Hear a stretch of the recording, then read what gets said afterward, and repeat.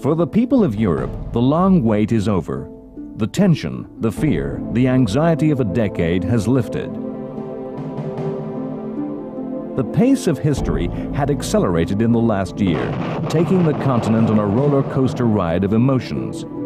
In 1938, Britain had feared war, issued gas masks, and called up reserves as Hitler took the continent to the brink of conflict over his demands that Czechoslovakia's German minority, the Sudeten Germans, be incorporated into a greater Germany. The democracies of Britain and France met with the dictatorships at Munich in perhaps the first modern summit meeting. The result is a settlement dictated to the Czechs that gives Hitler all he desires. The people of Europe rejoice at the news, believing a new order has come to pass, one that promises a lasting peace, with a commitment by the great powers to negotiation, not war. The continent believes Hitler has no further demands. The Sudetenland joins the Reich. The illusion of success crashes to ruins within months. The remainder of Czechoslovakia is torn apart, divided by avaricious neighbors orchestrated by Germany. The Nazis now target their ambitions upon the state of Poland, demanding the return of German territory given to the Poles after World War I. These demands conceal a dark strategy of endless German eastwards expansion, the product of an insatiable hunger for land to be taken from Slavic peoples thought inhuman by Nazi ideology. There can be no compromise, no appeasement. Unlike the Czechs, the Poles refuse to bow to Hitler's demands. Britain joins France in making an alliance with Poland. The final connection of the path to war is made by Joseph Stalin. The Soviet leader makes an alliance with Hitler. The deal gives Hitler a free hand to destroy Poland. The communists are rewarded with half of Poland, pushing their borders westward.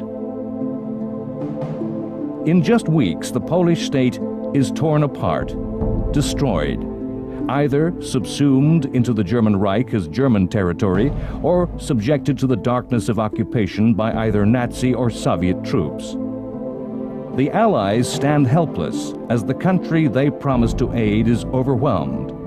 Modern armored and mechanized armies sweeping aside the cavalry and foot soldiers of Poland. Then, nothing. After weeks of furious fighting, calm descends on the continent.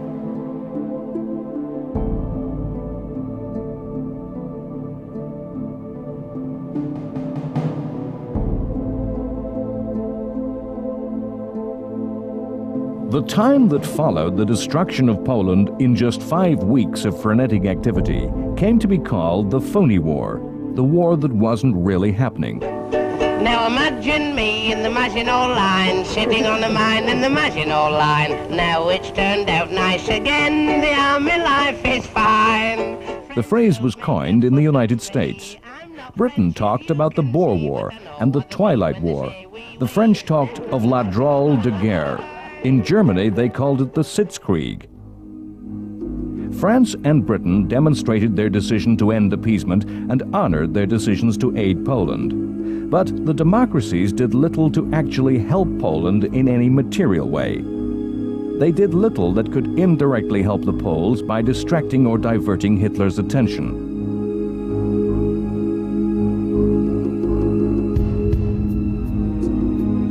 France's commander-in-chief, Gamelin, saw the war only in terms of defending France, repulsing a German attack.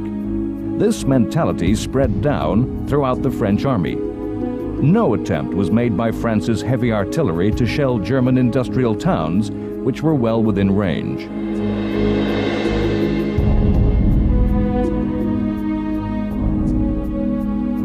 Small probing attacks were made into Germany.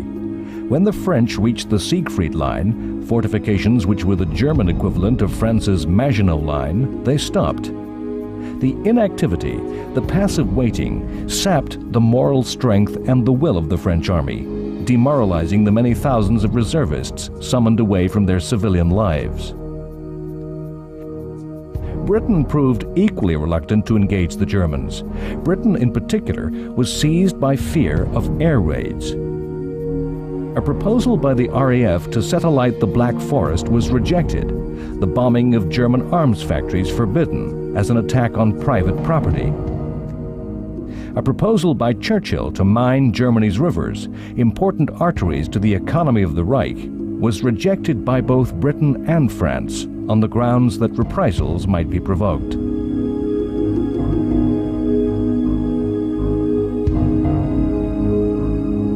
The first death of a British soldier did not occur until December 1939. This was in severe contrast to World War I, when, in the same time, 50,000 British servicemen had died. It's no surprise that the war seemed phony. The public mood of determination and resolution that had swept the democracies when war broke out gradually faded away. The willingness to resist an expected immediate attack melted into boredom. The blackout, the rationing of food, the evacuation of children far away from home, the closure of places of entertainment became irritations. The numerous emergency laws passed in the first months of the war imposed controls and interferences on and into everyday life that seemed pointless and irrelevant. It was not just Allied passivity that created the phony war. The Germans were in no great haste to raise the pace of the action. They sought to consolidate their gains in Poland. Some German generals thought the army not ready for war and hoped, as many did in Britain and France, that the war might wither away and a peaceful compromise emerge if neither side upset the other. Perhaps another reason for the phony war is the simple fact that the weather of that winter was some of the most severe in living memory.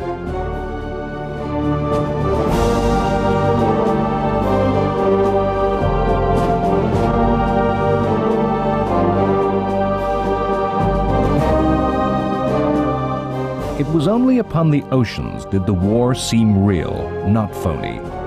Germany's naval strategy was to attack enemy ships wherever possible, using both surface raiders and U-boats. In the very last weeks of the peace, numerous surface ships had slipped out of German ports and disappeared into the expanse of the ocean. The entire U-boat fleet put out to sea and took up position in the Atlantic. As war broke out, immediate attacks began upon merchant shipping, with clashes between the naval forces. The anchorage of Scapa Flow in Britain's far northern Orkney Islands was used as a forward base by the British fleet in attempting to seal the North Sea. On the night of October 13th, a German U-boat daringly entered the anchorage and torpedoed the huge British battleship Royal Oak, which capsized with the loss of 833 British sailors.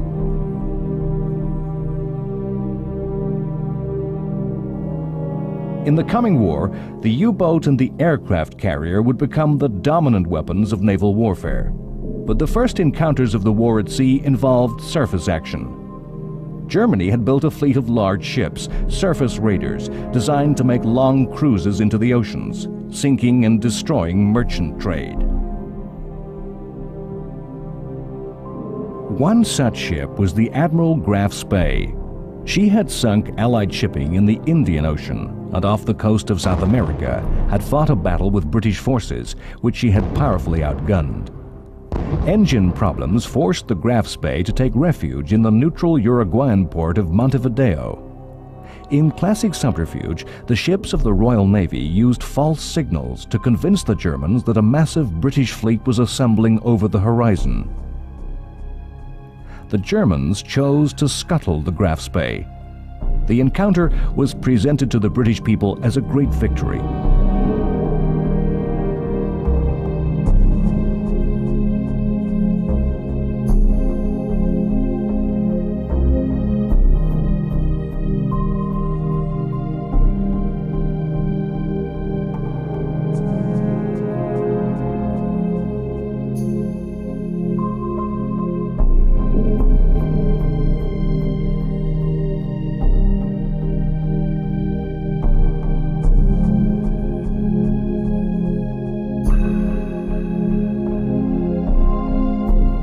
Graf Spee had taken many British prisoners and transferred these to her supply ship, the Altmark.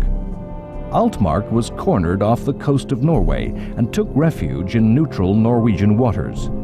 A team of British Marines daringly stormed the Altmark, the British themselves violating Norwegian neutrality, and rescued the prisoners.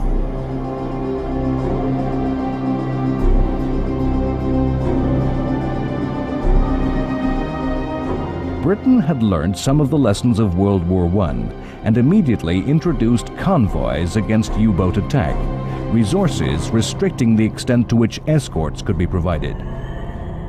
Churchill, as Britain's First Lord of the Admiralty in charge of Britain's Navy, showed the wild, maverick side of his nature, insisting that defense measures were not enough, and demanded search and destroy patrols be launched against submarines. This was against all advice that this was proven to be a poor way to deal with U-boats. Churchill rejected the advice of the admirals. The result was that the British aircraft carrier the Courageous was sunk, and another badly damaged.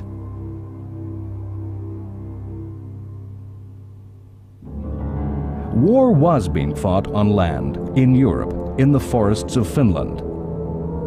The global conflict that became World War II was, in many ways, a number of small wars that broke out at the same time and aggregated together. One such conflict was that fought between Finland and the Soviet Union.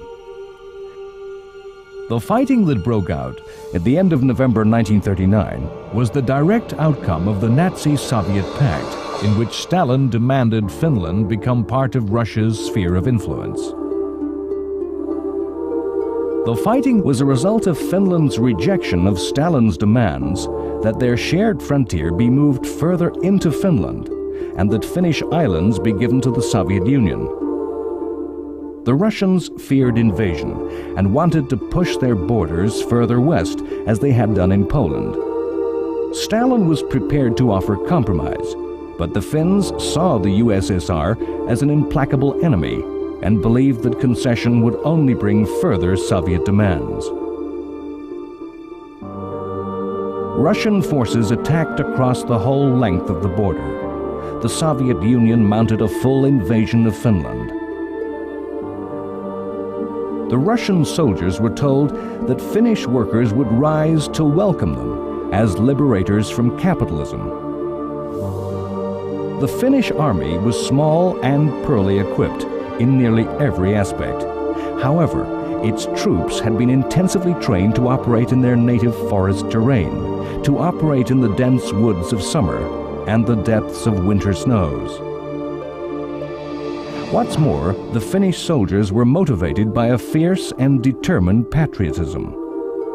The Russians outnumbered the Finns by more than 150%. Their imagined easy advance ended in stalemate. The Finns absorbed and repulsed repeated attacks, and the Russian superiority in air forces was negated by the short Arctic winter day and poor weather. The Russian tanks were negated by a simple, improvised weapon, the Molotov cocktail, a bottle filled with gasoline and tar, which was thrown into tank engines, setting them on fire. The communist tactics were naive, separating their tanks from their infantry. The Russian armor was hunted down amongst the forests by Finnish infantry on skis. The Russians attempted to swamp the Finns by weight of numbers, using crude human wave mass attacks. The result was massacre by machine gun fire. Throughout the Finnish War and the early stages of the eventual conflict with Nazi Germany, Soviet forces would be severely weakened by the butchery of Soviet high command in Stalin's purges. The communist dictator destroyed the leadership of his army through a paranoid fear of plots and planned coup d'etat. Incredibly, the Russian forces had no white winter camouflage or winter survival skills and simply froze to death through the absence of winter clothing.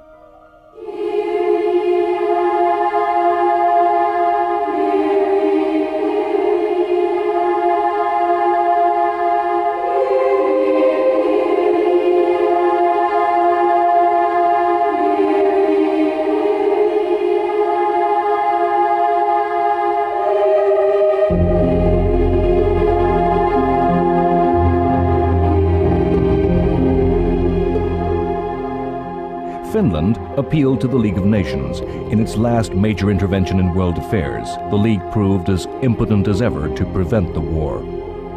The USSR was expelled from the League, and all member states urged to support the Finns. With Germany supporting the Soviet Union, such help the world could give Finland had to pass through Norway. So tortuous was this route, the Finns had to fight alone and unaided. As 1939 passed into 1940, the Finns turned to the counterattack and won a series of stunning victories against the Soviets. Whole divisions of communist infantry surrendered, and vast numbers of heavy weapons were captured and turned on the Russians.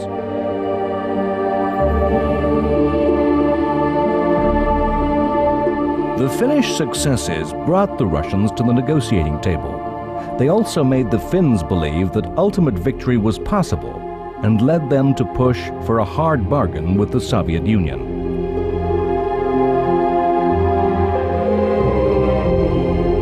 These tactical successes were a distracting illusion from the true strategic position, that Finland would, in the long run, be crushed by the sheer weight of her larger neighbor. Finland was falsely encouraged by a British and French plan to aid Finland. In reality, this was a plan to seize neighboring neutral Sweden's iron ore deposits. The Finns judged that it was not a serious offer that Britain and France would really carry through. In the time being, as the negotiations persisted, the Soviet army reorganized and mounted new, heavier attacks. The Finnish army could take no more, and in the end crumbled. Early in March 1940, the Finns signed an armistice with the Soviets in Moscow. The USSR could have pushed on to total victory and occupied the whole of Finland, installing a puppet communist government, yet they did not. They accepted territory, more than they originally demanded, but still leaving Finland's democratic institutions and the bulk of her territory intact. It may be that the Soviet Union wished to avoid war with Britain and France, and wished for freedom to negotiate in the new Europe. In fighting Finland, the Soviet Union lost more than 200,000 men to the Finns' 25,000. The Red Army lost credibility, and its final success was ignored by the world. The war drove Finland, a democratic nation, a natural ally of Britain and France, into the arms of Hitler. As soon as the peace between Russia and Finland was concluded, secret approaches were made by the Nazis, who saw Finland to be an ally in the coming final conflict, a war of destiny to destroy Soviet communism. Germany supplied Finland with new modern equipment, and the Finns rebuilt a modern army and planned for revenge against Russia.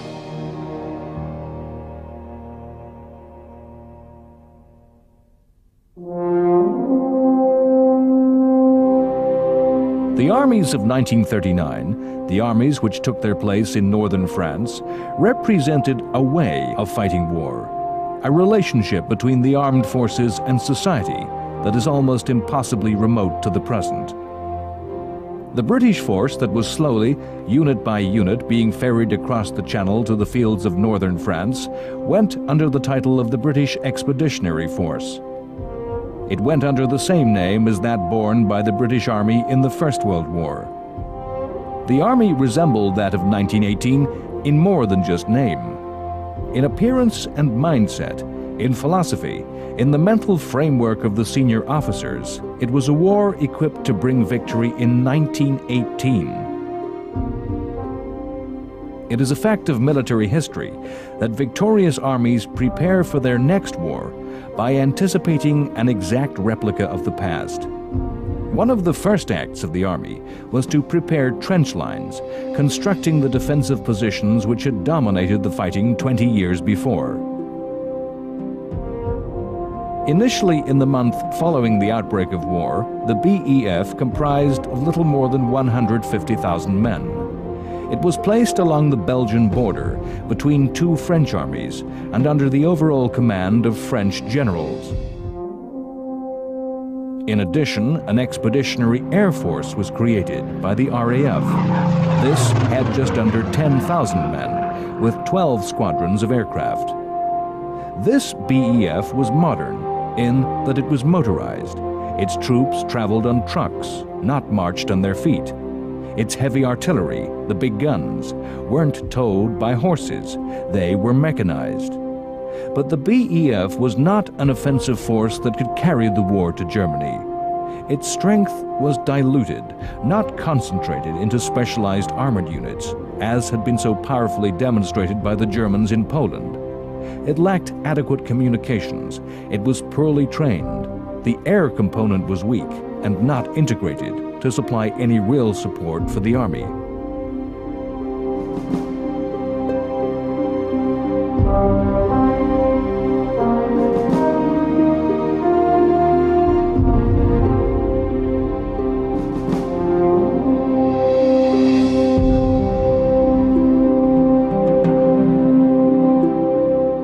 Through the winter, the BEF dug trenches, caught up on training, and waited to see what would happen. In the spring of 1940, the BEF was supplemented by territorial units, reserves of part-time soldiers. Its strength then began to approach 400,000, but nearly half of these troops were little more than labor, had little military value, and almost no equipment.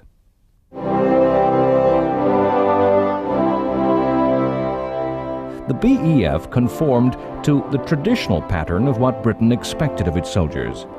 Traditionally, the British Army was small and used to police less technically sophisticated civilizations within the worldwide empire. A small number of disciplined soldiers with technically advanced weapons were able to control large subject populations. The soldiers that manned this army were by tradition professionals, seeing soldiery as a job rather than a patriotic duty.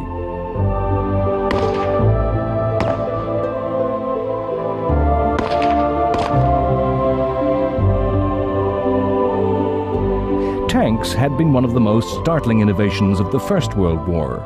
They had developed from agricultural tractors as armored vehicles to cross the morass of no man's land into the hail of machine gun fire that had made conventional charges by infantry with bayonet and by cavalry with sword or lance bloody killing grounds. Tanks had played significant roles in the great victories of the British in 1918. But amidst the confusion of the war, to read the true potential of the weapon required a leap of imagination that was made difficult by the Allied victory.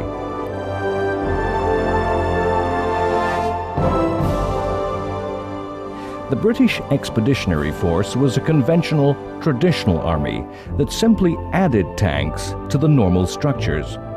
The thinking that guided the BEF was the product of severe debate between the wars on what a tank could do. Those who argued for all armored formations as adopted by Germany were sidelined and defeated.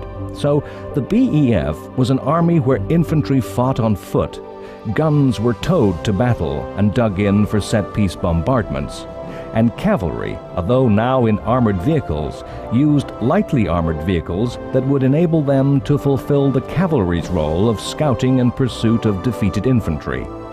Tanks were attached to the infantry to allow foot soldiers to cross no man's land. The British Army traditionally was small and professional. France had a different relationship between soldier and state. The tradition of the citizen in arms that dated back to the Revolution remained.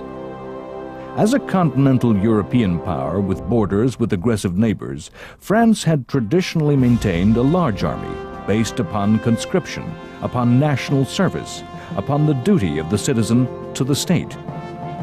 Once again, in 1939, their army had been called up, reservists mobilized. It was a massive force of nearly 3 million that stood alongside the British Army. To create this vast army, France had relied on each generation of its young men passing through conscripted national service. The bulk of these vast numbers of reservists were placed in the uniform with just a single year's training, as much as 10 or 15 years previously. In terms of military thinking, the French had failed to learn the lessons of World War I, as had the British.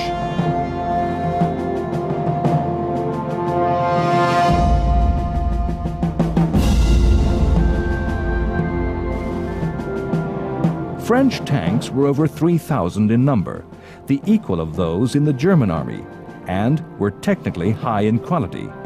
But they were designated to accompany infantry, not to act as an independent strike force. The army as a whole was poorly equipped. France was unable to bear the economic cost of supplying such a huge force with mechanized transport. Most of France's guns were towed by horses. There were still horse cavalry regiments. The infantry marched on foot into battle. Orders were sent by messenger, not by radio or field telephone. The nation which went to war was, however, confident of victory. Opinion polls of the citizens that were soon to wear uniforms showed that 75% of France supported military action against Hitler over Poland.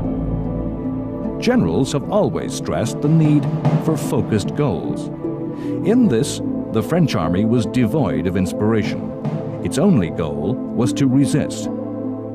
France's army thought the lesson of World War I was that the defense held the upper hand in combat, that the machine gun, in entrenched positions, could defend against battalions. This had been the hard-learnt lesson of France's Western Front. For the French soldiers defending their country's western borders, the defining moment in the history of World War I had been the Battle of Verdun, a complex of forts on the Western Front that had been resolutely defended to the death, with hundreds of thousands of casualties on both sides. France saw the path to victory in 1939 as making their whole country into a new Verdun, against which Germany could be provoked to attack. Attacks which would break against the fortress walls so decisively that German strength would be destroyed. This tactic produced the Maginot Line of forts, a fantastic complex of defenses.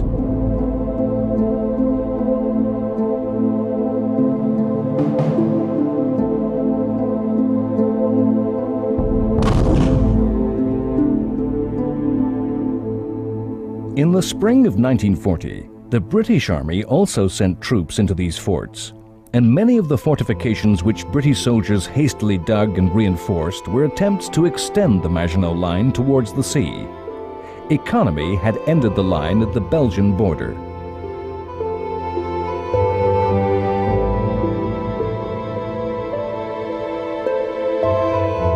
Britain and France were both centers of large worldwide empires, and often the soldiers both countries deployed were troops from those empires.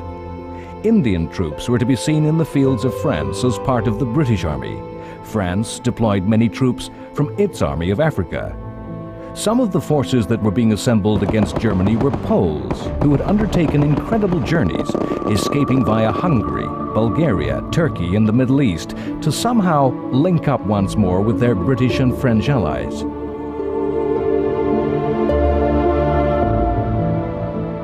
A definitive mission of the Phoney War were the raids which the British and French air forces did mount against Germany. These were raids of leaflets. In the early months of the war, Britain in particular clung to the belief that Germany might still be persuaded to listen to reason and negotiate a peace. For several months, the Royal Air Force scattered leaflets all over Western Germany, setting out a logical, reasoned case against Nazi expansion into Europe. There appears to have been no effect on public opinion in the Third Reich. The only value of the raids was in training crews in navigation over Germany at night. Neither German, British, nor French air forces sought combat during the Phoney War. Attacks were made on shipping, and photographic reconnaissance was made.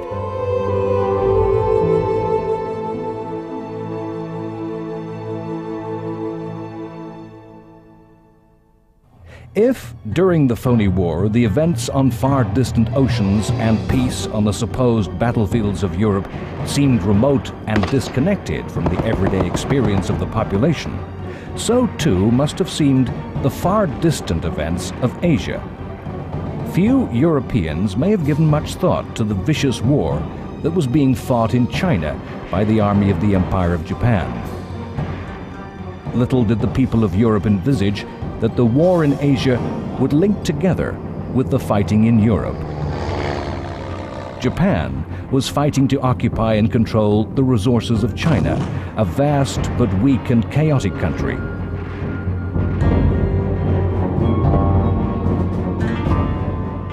Japan sought to eventually replace the European powers as the imperial master in Asia. European colonies, such as Hong Kong, strengthened their defenses, fearing the war might spread across from China.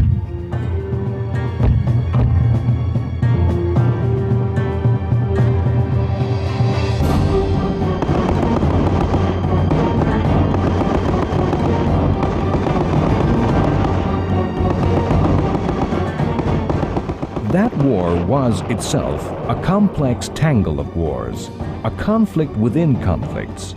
China fought Japan, but within that war, two Chinas fought Japan: the nationalists, the official government of China, and the communists, the alternative government. Within this war, the nationalists and communists continued their own civil war. Japan pioneered the strategy of extending the war to the whole of the enemy, both civilian and soldier alike. A series of brutal campaigns from the air and the ground massacred innocent civilians to intimidate and cow the Chinese population.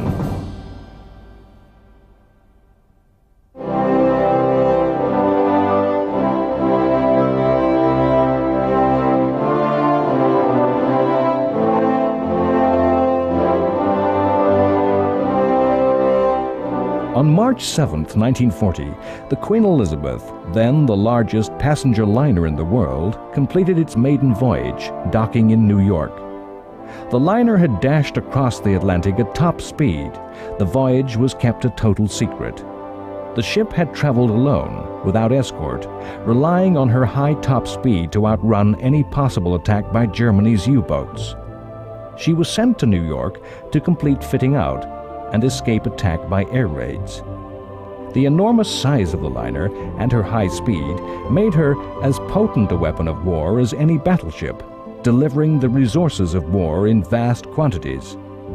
In the coming years, she and her sister liner, the Queen Mary, would make any number of high-speed journeys across the ocean, always alone, always in top secret. In April 1940, the phony war disappeared and broke into real action. Germany mounted an invasion of the neutral Scandinavian country of Norway. Hitler saw Norway as a weak northern flank. The remote port of Narvik in the far north of Norway was the outlet for Swedish iron ore, essential for the German war effort. During the Finnish-Russian War, France and Britain had planned to seize the port and deny it to German shipping on the pretext that they were aiding the Finnish fight against Russia. This scheme was abandoned after the Finnish collapse against the Soviets. Germany's war effort was largely economically self-sufficient and did not depend on international trade. For those resources which Germany did not possess, rubber and oil, advanced technology had found exact substitutes which could be created from coal. One of the few materials which Germany needed to import for its armament industry was ore with which to produce the highest grade steels. These had to be obtained from Scandinavia, actually from the neutral country of Sweden, but via the equally neutral Norway.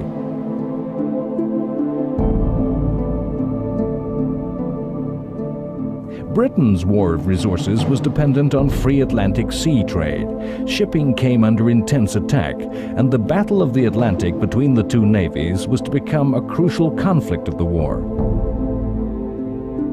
For Germany's navy, the key problem was access to the open sea. Germany's coastline was short and easily closed off by the opposing British. The German navy had already put to sea before the war had broken out. Now, as the conflict extended, the key resource for the German Navy was to gain further coastline from which to base U-boats and surface raiders. The coast of Norway, with its fjords and deep inlets, provided a series of harbors and bases to the Germans that would enable them to threaten merchant shipping and evade the efforts of the Royal Navy to counterattack.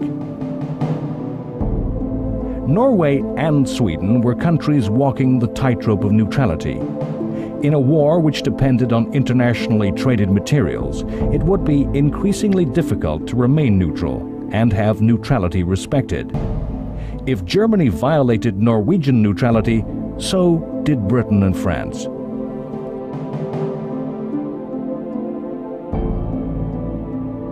At the same time as the attack upon Norway, the Nazis turned against Denmark. Denmark had remained a neutral country in every European affair since 1815 and was accepted by all powers as part of Germany's backyard.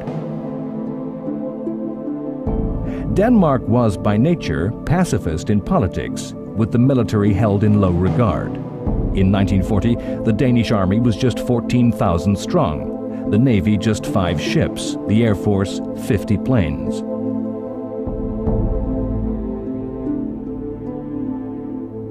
The invasion of Denmark began at 4:15 a.m. on the morning of April 9th. The Danish government capitulated just 1 hour and 45 minutes later. Denmark was attacked because it was in the way, an innocent bystander in the path of the attack upon Norway.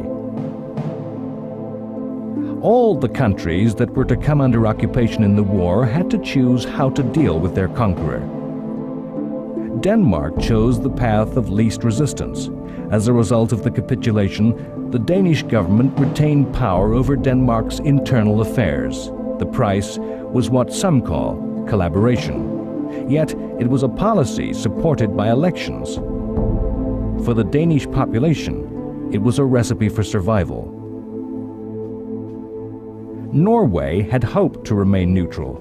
Although a country comparable in size to Denmark, its armed forces were stronger, and the country was to provide a stronger resistance to the Nazis. Norway had its own Nazi party, and its leader Vidkun Quisling was installed by the Germans as president of the occupied Norway. His name was to become synonymous with treachery and collaboration as he tried to impose a Nazi system on his country. As the Germans mounted their invasion, their troops embarked, their aircraft and ships fueled and armed. They were taking part in a carefully planned operation to grab resources needed to further fight the war. History conceals from us the confusion endured by both sides in 1940. If there is a lesson of military history, it's the way in which the most extensively planned operations simply do not turn out as planned. The fighting in Norway became caught up in just such confusion. As the German forces sailed up the coast, they encountered British forces, not a defense. They were involved in an offensive operation of their own. There had been intensive pressure in Britain to end the phony war, to do something. Britain and France had decided, unbeknownst to Germany, to lay mines in Norway's coastal waters. The aim was to force German shipping out from Norway's neutral waters into the open sea, where they could become victim to British destroyers and submarines. The mining operation ran into the German invasion. Hastily, the British revived the plan to occupy Norway. It was planned badly, poorly controlled, and from the first to last, an operation conducted in a climate of confusion. The action started badly. Units embarked on ships, got off their ships, were ordered back aboard, leaving behind their heavy artillery. An amphibious operation, it was planned by admirals and generals who so jealously kept their independence, they traveled on separate ships.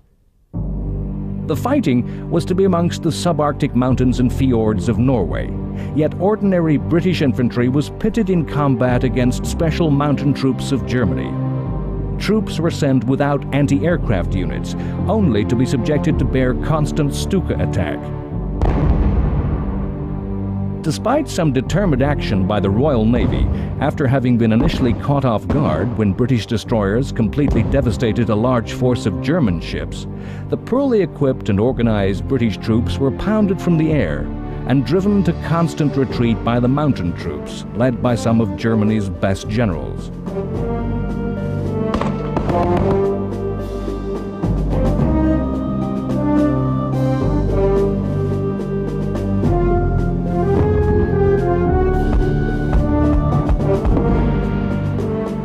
After just 2 weeks of fighting, the Germans were in complete control of the south of Norway, and British and French troops were undertaking the first of what were to be a series of desperate evacuations by sea.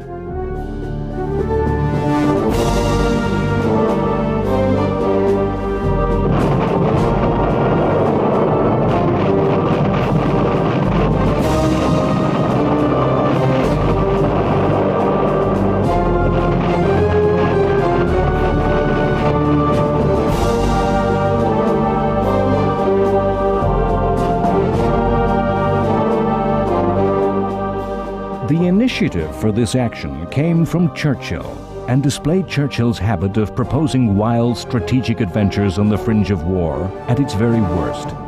It was a habit which had caused his downfall once before.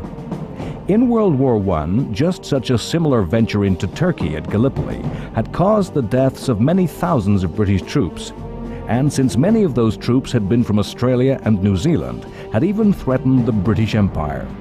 Fear and hesitancy that Gallipoli was being repeated only contributed to the failure of the Norway campaign.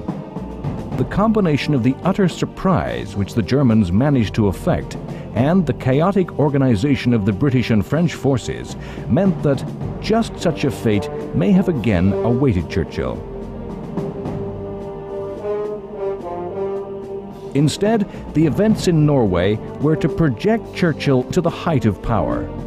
That a disaster that might have consigned Churchill to the footnotes of history catapulted him to a paramount position proves such a thing as destiny exists. The timeline of the war is a complex weave of events, of cause and effect tangled together. Already, elsewhere in Europe, the war shifted into a higher gear. A picture was being drawn upon a bigger canvas as the German invasion of France and the Low Countries began. Yet, in Britain, the chain of cause and effect that spread from the Norway campaign was still to play out. The government had been led by Neville Chamberlain. Chamberlain has earned an unfortunate place in history as the principal architect of appeasement, forever to be associated with the Munich Agreement that had consigned Czechoslovakia to oblivion, with promises reneged and trust betrayed. Chamberlain, in fact, only represented the views of nearly everyone in Britain and her ally France. Chamberlain's fault was to take Hitler at his word. He has compounded his fall in the eyes of history by a series of dramatic speeches that were all too quickly to be confounded by events, to the discredit of the man.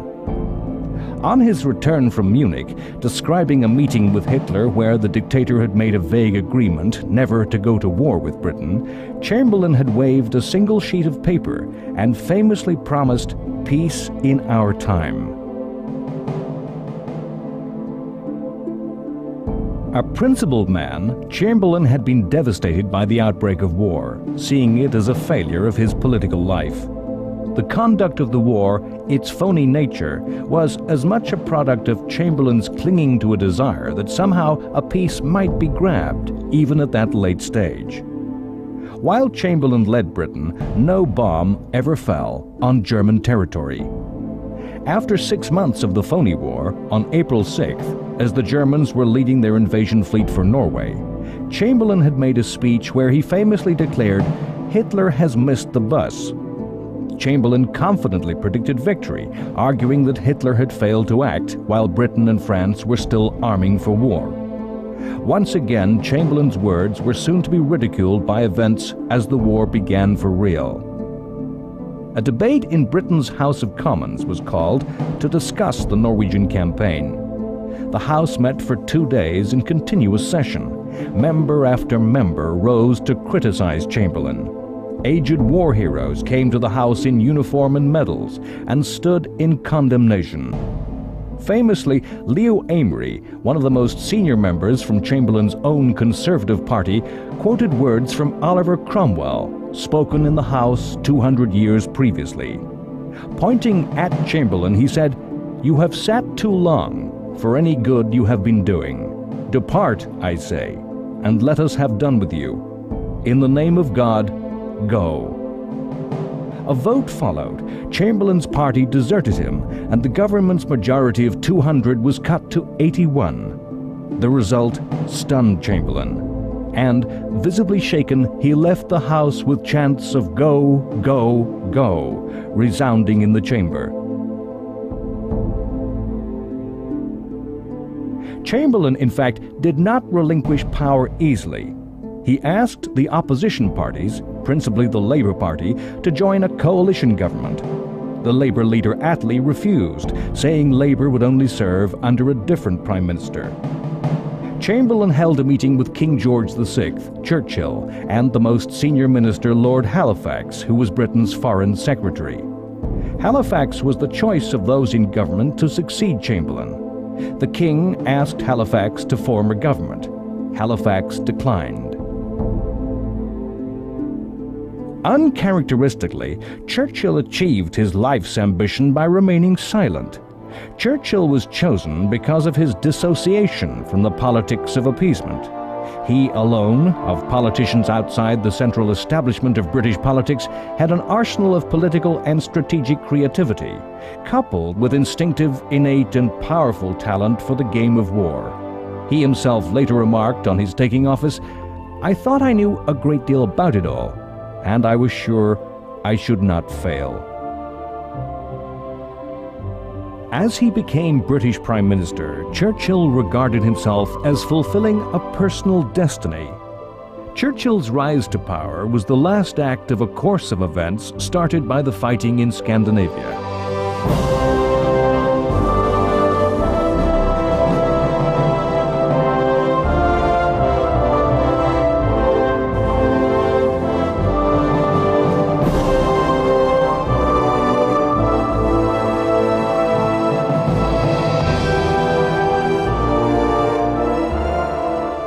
One of Churchill's acts in those first days of office displayed a wise prescience. Taking the advice of RAF officers, he forbade sending more units to France, reasoning they would be fighting a lost cause. These planes had a place in another battle, the Battle of Britain, that was to follow.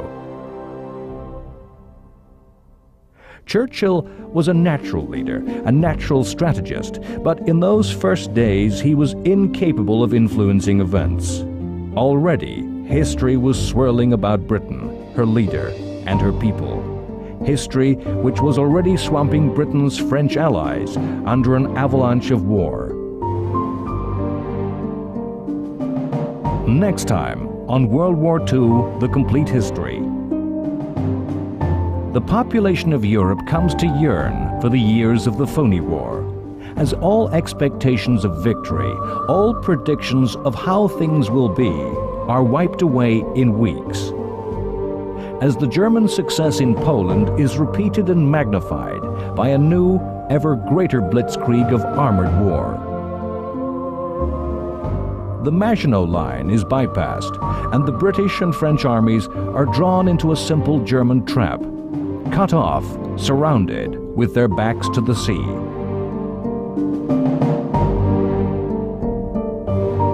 The British are evacuated by an armada of small boats. In the miracle of Dunkirk, the army is saved to fight again. The Germans swing south and destroy France. The ancient dominant power of Europe is defeated in weeks and forced into humiliation of surrender by a vengeful Germany. A weary and defeated France descends into a hell of occupation and the shame of collaboration.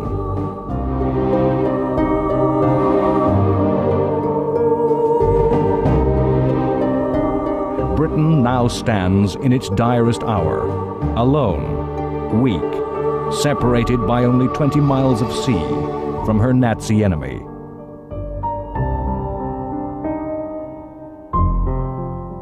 The people of Britain experienced the terror, the fear that other European powers have endured, the fear of invasion, of subversion, of occupation. Invasion and attack is expected. Every desperate reserve of improvised defense is deployed.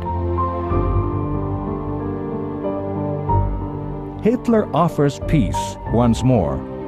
The reply from Churchill is of pure defiance. To fight on the beaches, to fight on the streets, to never surrender.